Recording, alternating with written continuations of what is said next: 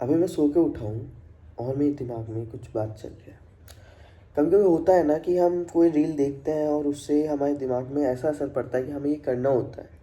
तो वही मेरे दिमाग में भी वही चीज़ चल रही है कि मुझे वो करना है यार। मैं रील बताता हूँ आपको क्या थी कि अगर by chance I am dead और मेरी डेथ होने के बाद मैं जाके नारायण से मिलता हूँ, तो नारायण से पूछता हूँ कि अब तो मुझे स्वर्ग दे दो। बट वॉट ही टोल्ड कि तुम पहले से ही स्वर्ग में थे। मैंने कहा कैसे? वो कहाँ से स्वर्ग है जहाँ पे मुझे डेली सुसाइडल थॉट्स आते थे, डेली कुछ ना कुछ बेकार चीज़ें होती ही रहती थी, डेली मैं डिप्रेस रहता था, डेली मैं कुछ करने की कोशिश करता था तो कर्म कर जाते थे, कर्म करने जाता था कांड बन जाते थे और हर कोई ब्लेम मुझ पे लगाता था, मैं कुछ ठीक करूँ या फिर गलत करूँ। अदरवाइज फिर नारायण बोलते हैं मैंने तो तुम्हें स्वर्ग में ही भेजा था, जब से तुम इस धरती पे जन्म लिए हो तब से तुम स्वर्ग में ही हो। लेट आफ्टर मैं बहुत कंफ्यूज हो गया।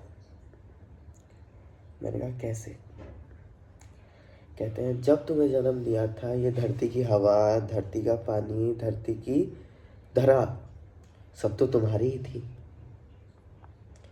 तुम एक दूसरे के लिए क्या कर सकते थे वो तुम्हारे ऊपर निर्भर था कि तुम उस स्वर्ग को स्वर्ग कैसे बना सकते थे, दूसरों को कंपेरिजन ना करके, दूसरों के साथ रह के और दूसरों के साथ मेल मिलाप करके।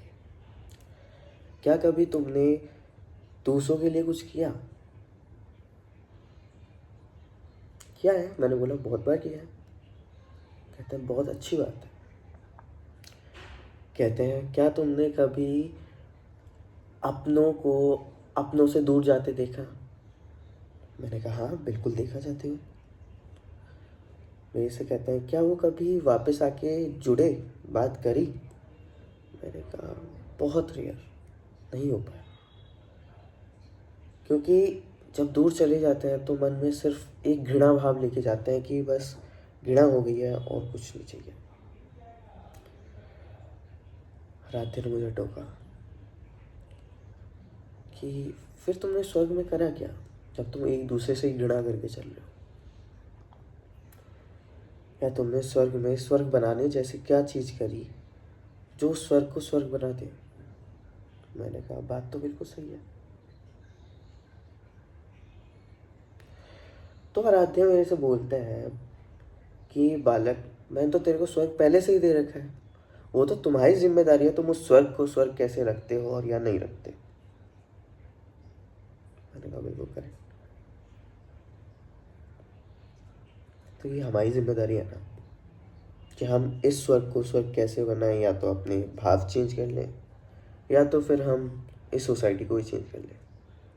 ये जो दो लोग वाली थेरेपी चल रही है ना आजकल, कि दो लोग क्या बोलेंगे, दो लोग क्या सोचेंगे या फिर दो लोग क्या ही करेंगे।